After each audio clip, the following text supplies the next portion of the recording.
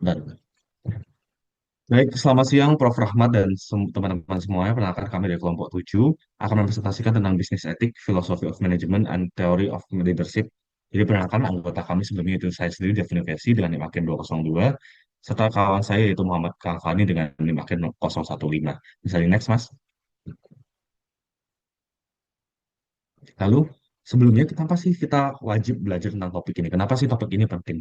Nah, sebelum kita masuk ke dalam pembahasan, kita bisa melihat dari kasus-kasus yang sebelumnya udah ada di dalam topik ini. Yang pertama adalah kasus manipulasi emisi Volkswagen. Jadi, siapa sih yang nggak kenal Volkswagen, suatu perusahaan mobil yang udah terkenal dengan mobilnya yang bagus-bagus, yang sering kali kita jumpain di banyak film, kadang juga kita jumpain di Indonesia. Nah, di sini kita melihat bahwa terdapat kasus di mana Volkswagen ini mengubah bagaimana dia mengakali standar emisi dari yang dilakukan oleh pemerintah di sana. Jadi dia menggunakan salah satu device di mana dia bisa melihat emisi nitrogen maupun emisi CO2 yang dihasilkan oleh mobil-mobil Volkswagen ini mencapai standar yang telah ditentukan oleh pemerintah. Padahal sebenarnya emisi yang dikeluarkan oleh produk Volkswagen ini sendiri itu nggak sesuai dengan standar. Yang akibatnya adalah apa?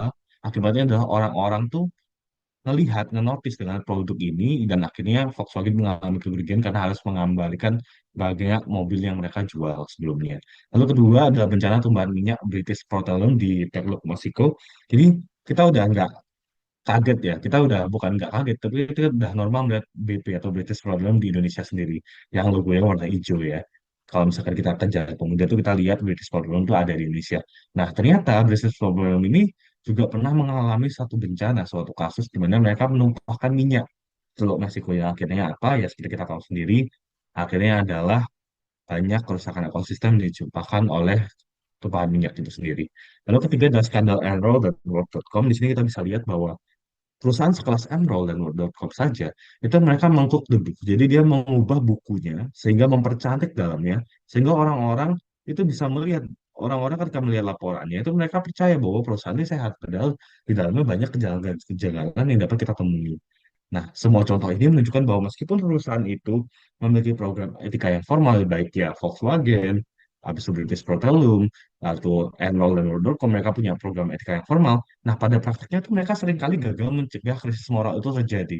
Nah, di sisi lain, kita di buku, kita di berbagai macam teori sebelum kita melihat bahwa klaim populer itu adalah good ethic is good business. Tapi yang menegaskan sebenarnya pentingnya etika itu untuk resistensi sosial bagi perusahaan untuk berrelasi kan. Tapi apakah benar demikian kenyataannya? Karena banyak kasus-kasus yang menciptakan tanda tanya bagi diri kita tentang sebenarnya apakah etik dan bisnis itu berhubungan dan bagaimana sebenarnya hubungan mereka itu terjalin. Bisa next? Oke, lanjut. Jadi bahasan apa sebenarnya yang kita hari ini utamakan yaitu business ethic and philosophy management. Lalu kenapa sih sebenarnya ini menjadi bahasan kita pada hari ini? Nah, kita itu lihat bahwa CSR atau etika bisnis itu suatu hal yang udah sering banget kita temuin, udah sering banget kita pelajarin, udah sering banget kita kemakan sebagai sesuatu yang mencakup etik yaitu CSR ini sendiri. Padahal sebenarnya ketika kita melihat lebih dalam, CSR atau tanggung jawab perusahaan ini sendiri, kita nggak melihat secara dalam sampai mendasar. Bagaimana perusahaan ini, apakah CSR yang dijalankan secara maksimal, secara benar sesuai dengan etika bisnis itu sendiri, atau sekedar normatif aja. Nah, di sini kita melihat bahwa ternyata kita sebagai seorang yang berilmu, seorang yang lagi mencari ilmu, ternyata kita sering mengabaikan CSR yang dilakukan oleh perusahaan itu sendiri. Nah, kadang kita jarang melihat dalamnya sehingga kita hanya melihat dangkalnya aja. Sehingga akibatnya apa? Perusahaan ini nggak bisa konsisten, nggak bisa sesuai dengan apa yang mereka ngomongkan di awal, sehingga hasilnya tidak bisa kita temui secara luas gitu. So, next. Oke, di sini kita akan mengenalkan tentang konsep yaitu moral blindness ya. Jadi kenapa sih moral blindness ini ada? Lalu kenapa sih bisnis etik itu adalah kebutuhan tersebut bisnis etik itu penting bagi perusahaan. Nah, di salah satu bukunya itu Hannah Arendt itu dia ngomong yaitu di bukunya Ensman in Jerusalem dia menggambarkan bahwa moral blindness itu adalah ketidakmampuan seorang administrator atau manajer untuk mengintegrasikan imajinasi moral mereka dalam pengambilan keputusan. Nah, pemikiran Arenden ini dilengkapi dengan kajian Milgram, Bauman, Zimbardo yang akhirnya menunjukkan bagaimana ketaatan pada otoritas atau peran sosial itu dapat akhirnya menumpulkan kepekaan etis dari seorang manajer itu sendiri. Misalnya, lalu apa saja ciri-ciri dari moral blindness? Nah, nanti kita sebutkan siapa yang ngomong 15 cirinya ya. Jadi pertama ada administrator atau hakim itu tidak memiliki kapasitas untuk berpikir secara moral. Jadi kadang pemangku keputusan, orang yang memiliki kemampuan untuk membuat sebuah keputusan di dalam perusahaan itu kadang-kala nggak memiliki kapasitas untuk berpikir secara moral. Tapi mereka mendapatkan apa? Mereka mendapatkan rasionalitas, kadang yang mendapatkan keuntungan, profitabilitas dibandingkan dengan secara moral itu sendiri. Lalu kedua adalah mereka hanya mengikuti perintah dan membenarkan tindakannya dengan menuju pada rasionalitas teknis tujuan organisasi. Kadangkala administrator atau manajer ya di perusahaan itu nggak peduli mereka terhadap uh, moral itu sendiri, tapi mereka fokusnya pada apa yang dipinginkan oleh perusahaan, apa tujuan dari organisasi tersebut. Misalkan di perusahaan A, mereka sedang lagi melakukan kampanye, mereka nggak fokus pada apakah kampanye iklan yang bakal mereka lakukan ini bermanfaat bagi masyarakat, apakah sesuai dengan masyarakat, tapi mereka fokusnya adalah bagaimana kampanye ini dinotis orang, bagaimana kampanye ini dapat meningkatkan market share dan penjualan mereka. Mereka tidak memikirkan hal-hal lain di samping itu. Lalu ketiga adalah mereka sangat dipengaruhi oleh ideologi, prinsip, atau nilai instrumental organisasi. Jadi ketika organisasi itu sudah berfokus pada profit, berfokus pada market share, mereka akan sangat mempengaruhi karyawannya untuk mengejar hal itu dibandingkan mengejar hal-hal yang sebenarnya humanis atau misalkan etis itu sendiri. Lalu ketiga adalah keterikatan ini membuat mereka mengabaikan kebutuhan dan kepentingan manusia konkret. Nah, kalau misalnya kita lihat, karena mereka udah terlalu terpengaruh dengan ideologi, prinsip, dan organisasi itu sendiri, mereka tuh mengabaikan kebutuhan dan kepentingan manusia sebenarnya. Ada kala, misalkan ya, ketika mereka udah fokus kepada kepentingan dari masuk kepentingan perusahaan, misalkan untuk menekan budget, mereka akan membuat sebuah keputusan yang kadang-kala tidak memperhatikan kebutuhan etis. Misalkan, yaitu membuat gaji serendah-rendahnya untuk menciptakan apa? Menciptakan keuntungan, margin keuntungan yang lebih besar dari perusahaan. Lalu dalam banyak kasus kebutuhan moral juga melibatkan kolaborasi dari korban yang dirugikan. Kadang ternyata kalau misalnya kita lihat, itu bukan hanya pelaku atau perusahaan, organisasi yang membuat suatu moral blindness ini bisa muncul, tapi juga kadang korban itu juga merasa bahwa mereka dirugikan, tapi mereka nggak bisa apa-apa. Misalkan ya orang dengan yang bekerja sebagai buruh pabrik di perusahaan tertentu, mereka udah tahu bahwa mereka dibayar tidak selayaknya, bahkan gaji mereka nggak banyak, tapi jamnya banyak, jamnya kerja banyak, tapi mereka nggak bakal ngapa-ngapain, karena mereka nggak berani ngomong. Gitu. Lalu ke selanjutnya itu para korban mengikuti rasionalitas sistem dan mengidentifikasi diri dengan peran mereka baik karena kepatuhan maupun untuk menimbulkan kerugian yang lebih besar. Nah, sama seperti tadi, kayak misalkan pegawai pabrik itu sendiri, mereka udah tahu bahwa mereka dirugikan, tapi mereka nggak bakal mau untuk speak up. Kenapa? Mereka takut dipotong gajinya atau mereka takut diberhentikan dan tidak bekerja lagi. Lalu terjadi dehumanisasi korban atau pemangku kepentingan yang diperlakukan bukan sebagai manusia, melainkan elemen atau fungsi sistem. Sekarang banyak sekali perusahaan menggunakan outsourcing ya. Nah, outsourcing ini kadang perusahaan outsourcing, mereka tidak memandang pegawainya atau misalnya karyawan itu sebagai manusia aja, tapi mereka menggunakannya sebagai elemen dari suatu sistem. Jadi bagaimana cara mereka mengupah serendah-rendahnya sehingga perusahaan itu bisa tetap berjalan. Lalu kebutuhan moral bertumbuh pada ketaatan penuh administrator terhadap sistem. Kadang seperti yang saya bilang sebelumnya bahwa kalau misalkan administratornya udah fokusnya utamanya sesuai dengan apa yang diinginkan oleh perusahaan, maka kebutuhan moral ini bakal terus terjadi. Lalu teknologi dan nasionalitas instrumental menjadi unsur utama dalam administrasi organisasi dan sistem hukum. Nah, seringkali kita sekarang saat ini teknologi digunakan sebagai salah satu parameter utama untuk menentukan bagaimana keuntungan itu bisa berjalan. Bagaimana kita mengambil keputusan. Karena kita melihat bahwa teknologi itu menjadi seseorang yang dapat menolong bagaimana perusahaan itu bisa menjadi lebih logik ya. Nah, tapi ternyata waktu kita melihat teknologi, itu mereka nggak punya daya etis atau misalkan daya empati seperti manusia umumnya. Oleh karena itu kadang keputusan-keputusan mereka itu cenderung tidak sesuai dengan etisnya suatu hal. Lalu, setiap partisipan hanya menjalankan fungsi atau tugas khusus tanpa memiliki gambaran menyeluruh tentang sistem organisasi. Nah, tidak semua perusahaan itu melibatkan karyawannya yang termasuk di level bawah. Jadi mereka hanya melihat apa yang mereka kerjakan saat itu dan tidak melihat bagaimana efeknya ke depannya. Lalu hakim atau administrator dapat bertindak oportunis demi kepentingan pribadi. Nah, misalkan kalau misalkan perusahaan itu adalah sebuah perusahaan yang sedang mengadakan proyek, mereka melakukan tender. Nah, para manajer-manajer ini yang mereka mencari keuntungan dengan cara apa? Mereka cari suap dari kontraktor-kontraktor itu sehingga mendapat keuntungan pribadi. Lalu selanjutnya dan mereka bisa bertindak irasional, yaitu melampaui pemahaman moral umum demi melayani rasionalitas menurut organisasi. Jadi kadang mereka nggak sesuai dengan apa yang kita umum bicarakan bahwa itu apa yang baik, apa yang buruk, tapi mereka terobos saja demi keuntungan dari yang dimiliki oleh organisasi itu sendiri. Saya next. Lalu ada tiga yang terakhir, di mana kepatuhan administratif demi mencapainya tujuan organisasi menjadi kepentingan utama administrator. Nah, karena kita banyak ya di organisasi ini, terutama di Indonesia itu fokus pada traditional leadership. Kadang seperti kita tahu bahwa banyak karyawan tuh pikirnya adalah asal bapak senang aja deh. Jadi fokusnya adalah bagaimana menyenangkan pemimpin dibandingkan untuk melihat etis atau tidaknya sebuah tindakan. Lalu kedua terakhir yaitu ketaatan, identifikasi peran dan komitmen terhadap tugas dianggap sebagai kebajikan utama dalam sistem organisasi. Kadang fokusnya itu bukan hanya ke etis atau enggak ya, tapi ke loyalitas, apakah perannya dia tercapai atau enggak, ternyata komitmen terhadap tugas itu tercapai atau enggak, itu yang dianggap sebagai kebajikan utama dalam organisasi dan bukan apa efek dari apa yang mereka lakukan. Lalu, akhir adalah setiap anggota atau administrator mengangkat dirinya pada nilai dan tujuan organisasi sebagai komitmen akhir. Tujuannya yang dicapai oleh organisasi itu dicerminkan dalam diri setiap anggota atau administrator. Mereka menganggap bahwa apapun yang saya lakukan itu tujuannya adalah komitmen akhir, yaitu misalkan keuntungan untuk market share atau misalkan pembelian yang lebih banyak dan sebagainya.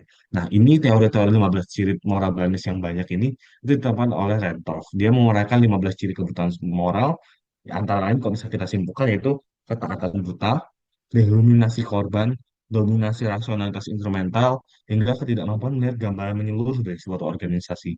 Nah, semua ini memperlihatkan sisi gelap organisasi modern, sekaligus menegaskan perlunya refleksi filosofis yang dapat mengembalikan dimensi moral dalam manajemen dan administrasi. Sekian, the next. Oke, pembahasan selanjutnya akan membahas mengenai state of the art of business ethic.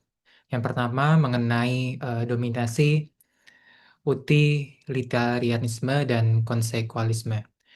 Utilitarianisme menurut Velasquez menyatakan bahwa tindakan yang benar adalah tindakan yang menghasilkan manfaat terbesar. Dalam bisnis, utilitarisme berarti memaksimalkan efisiensi dan memperoleh laba yang maksimal. Namun ada beberapa kelemahan besar dari konsep ini. Konsep ini bisa mengorbankan kelompok lemah atau kelompok minoritas untuk sebuah keuntungan. Yang kedua, terlalu menekankan kepentingan individu daripada tanggung jawab kolektif, dan konsep ini menghadapi permasalahan pengukuran, seperti bagaimana sebenarnya mengukur manfaat atau konsekuensi dalam kehidupan manusia. Oleh karena itu, konsep ini sering menghasilkan apa yang disebut Rentroff tadi sebagai kebutaan moral atau moral blindness, seperti yang disebutkan Mas Devon tadi. Utilitarianisme ini melihat keuntungan, tetapi melupakan martabat dan keadilan terhadap manusia. Alternatifnya, dari konsep tersebut ada etika kebajikan. Etika kebajikan berakar pada filsafat Aristoteles. Pada etika kebajikan, pertanyaannya bukan lagi mengenai apa yang menghasilkan manfaat terbesar, melainkan seperti apa seharusnya seorang pemimpin bisnis bertindak. Robert Solomon mengembangkan konsep etika bisnis Aristotelian yang menekankan pada integritas, kejujuran, dapat dipercaya, dan etika kebijaksanaan.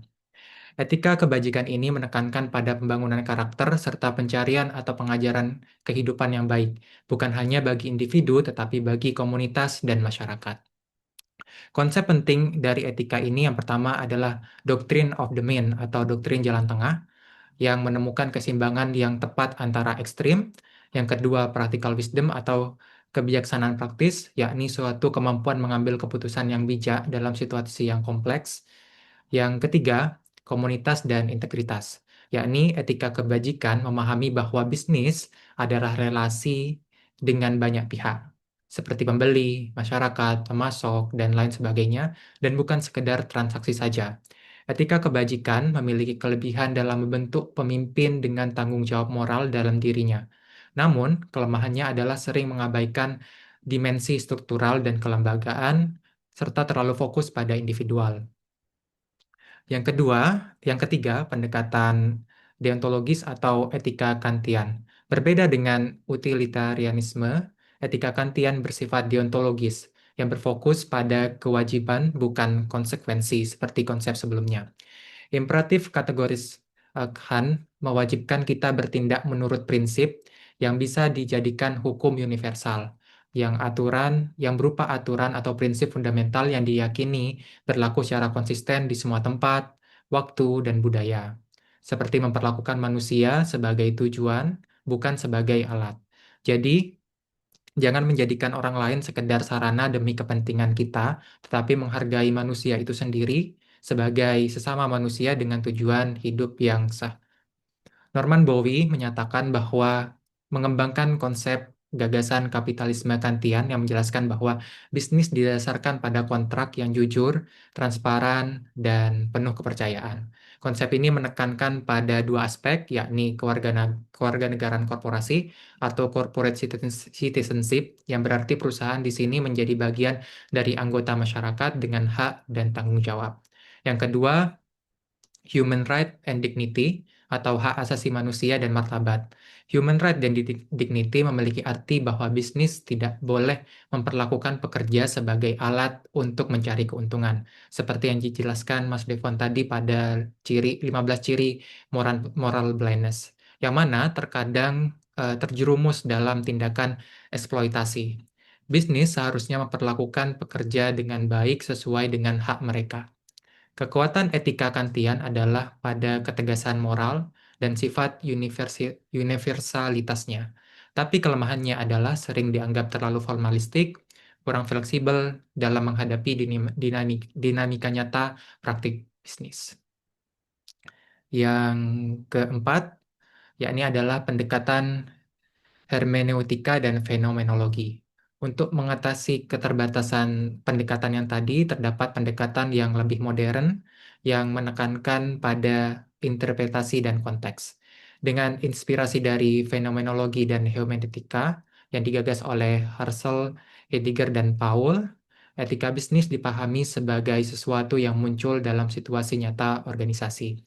Etika bukan sekedar teori abstrak, melainkan proses penafsiran, dialog, dan kebijaksanaan praktis.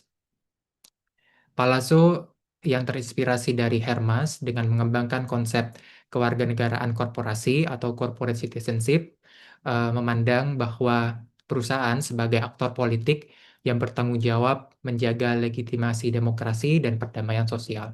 Sementara pemikir Prancis seperti Foucault dan Derrida menggunakan dekonstruksi untuk mengungkap ideologi tersembunyi dalam praktis bisnis.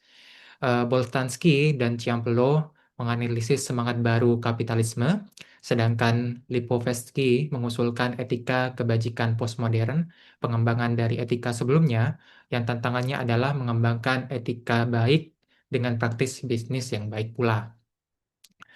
Banyak konsep populer dalam manajemen menghadapi kritikan.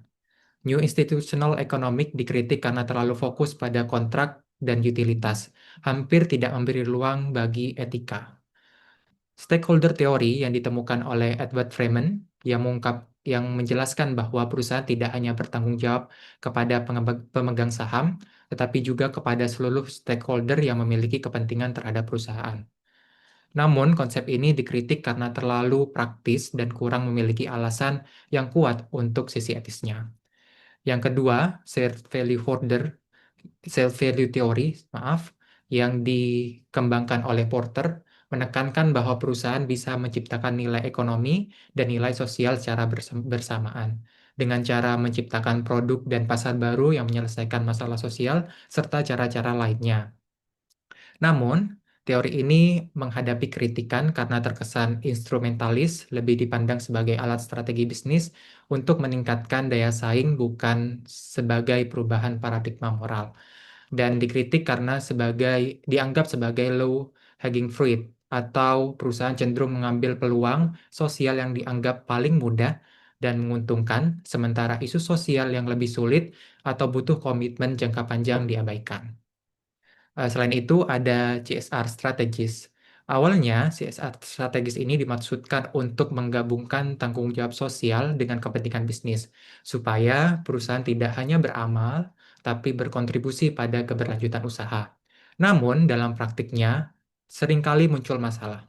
CSR dijadikan sebagai alat marketing atau branding, bukan sebagai alat komitmen sosial yang sebenarnya. CSR juga dipilih, program CSR dipilih mana yang paling mudah, paling aman, dan paling populer.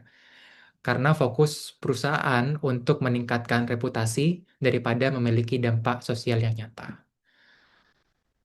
Sehingga CSR seringkali dikritis sebagai konsep empty slogan atau slogan kosong tanpa implementasi nyata, digunakan sebagai singkatan keren tanpa esensi tanggung jawab moral sosial. Selanjutnya, karena kelemahan-kelemahan tadi, para ahli mendorong pemikiran ulang melalui filsafat manajemen. Filsafat manajemen sendiri adalah sebuah perenungan filosofis tentang dasar-dasar fundamental manajemen untuk menggali akar pemikiran di balik tindakan manajemen. Filsafat manajemen menanyakan hal-hal mendasar. Yang pertama, ontologi manajemen yang menanyakan mengenai apa itu manajemen, apa itu tujuannya. Yang kedua, epistemologi manajemen yang menanyakan bagaimana kita mengetahui dan membenarkan pengetahuan dalam ilmu manajemen. Yang ketiga, legitimasi politik perusahaan yang menanyakan bagaimana bisnis bisa membenarkan kekuasaan dalam demokrasi. Yang keempat, dimensi estetika dan budaya organisasi yang menanyakan bagaimana nilai dan makna terbentuk dalam kehidupan korporasi. Intinya, filsafat manajemen membangun teori kepemimpinan etis, kepemimpinan yang berfokus pada tanggung jawab, kehati-hatian, dan kebijaksanaan praktis, dan tidak hanya berfokus pada keuntungan saja. Kenapa harus bertanya? Karena dengan bertanya, kita dapat melawan moral blindness atau kebutaan moral, mencari esensi bukan sekedar aturan, serta menemukan legitimasi. Selanjutnya, filsafat manajemen global. Rentroff mengusulkan filsafat manajemen kosmopolitan yang berakar pada etika Kant. Kosmopolitan berarti kewarganegaraan, kosmopolitanisme berarti kewarganegaraan dunia. Dalam konteks bisnis, perusahaan dipandang sebagai warga dunia yang memiliki tanggung jawab global, tidak hanya pada pemegang saham saja, tetapi juga kepada pemangku kepentingan di seluruh dunia, utamanya pada perusahaan multinasional. Prinsip utama etika bisnis kosmopolitan adalah hak asasi manusia sebagai norma universal. Yang kedua, keberlanjutan sebagai kewajiban global. Yang ketiga, tata kelola dan tanggung jawab korporasi sebagai dasar legitimasi. Yang keempat, manajemen pemangku kepentingan yang melampaui batas nasional. Terakhir, Peter Kol- Peter Koswolski memperkenalkan konsep ekonomi etis. Konsep ini menggabungkan teori ekonomi dan teori etika pada 3 level, yakni level mikro, meso, dan makro. Level mikro, yakni individu dan perusahaan, level meso, industri dan organisasi, level makro, institusi dan masyarakat. Ekonomi etis menunjukkan bahwa pasar dan harga hanya mungkin ada dalam kerangka budaya dan moral tertentu. Jika etika bisnis tidak hanya soal individual, tetapi juga syarat kelembagaan kehidupan ekonomi. Rentroff mengusulkan studi kasus sebagai metode kunci untuk pemecahan masalah ekonomi etis tersebut. Metode ini menggabungkan case method Harvard dengan hermeneutika kritis Paul Richard yang dijelaskan sebelumnya. Tahapannya meliputi menafsirkan dilema etis, yang kedua menganalisis dengan berbagai teori etika, seperti teori etika yang dijelaskan pada tahapan sebelumnya, mempertimbangkan CSR, kewarganegaraan korporasi, dan standar kepatuhan, dan yang terakhir membuat keputusan yang seimbang dan beralasan. Dengan cara ini, manajer belajar mengembangkan integritas, tanggung jawab, dan kebijaksanaan etis. Masa depan etika bisnis bergantung pada integrasi semua perspektif yang dijelaskan tadi. Tujuannya dari semua itu agar organisasi bukan hanya mengejar laba saja, tetapi juga menjadi anggota masyarakat dan bisnis global yang adil, berkelanjutan, dan bertanggung jawab. Sekian presentasi dari kelompok 7, kurang lebihnya mohon maaf. Terima kasih. Wassalamualaikum warahmatullahi wabarakatuh.